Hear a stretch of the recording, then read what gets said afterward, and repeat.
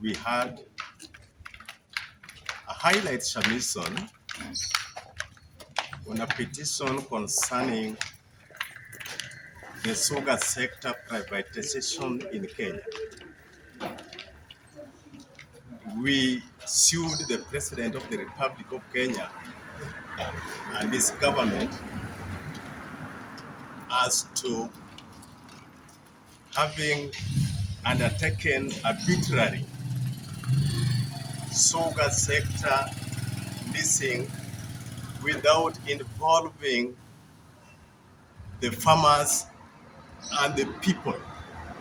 around the sugar sector belt in Kenya. We are opposing, as a community of the Luo community, of the government privatizing sugar sector without involving the community who are holding the lands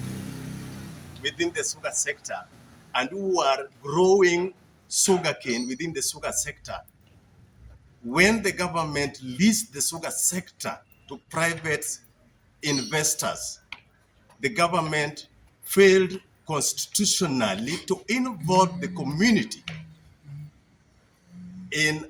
as to how the community will benefit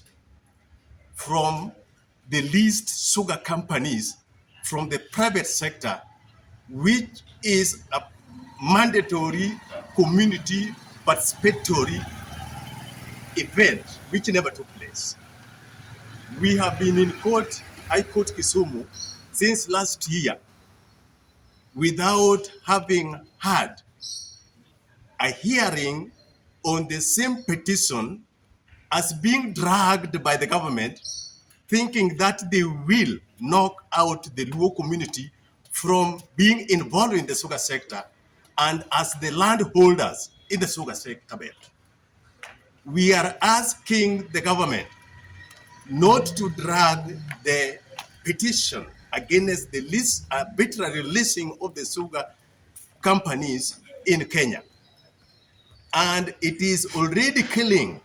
the economy of this country, that even the government has failed since last year. They have not paid any single cent to any worker who was laid off from these sugar companies, starting from Chemelil Sugar Company, Moroni Sugar Company, Sony Sugar Company, Trans Nzoia Sugar Company, and Miwani Sugar Company. And to make it worse, we have seen the government having sold Miwani Sugar Company without the Luo community knowing that the Miwani Sugar Company is being sold to a private person and the land belongs to the Luo community, that we shall not allow the government to play with the lands within the Luo community as a community. So the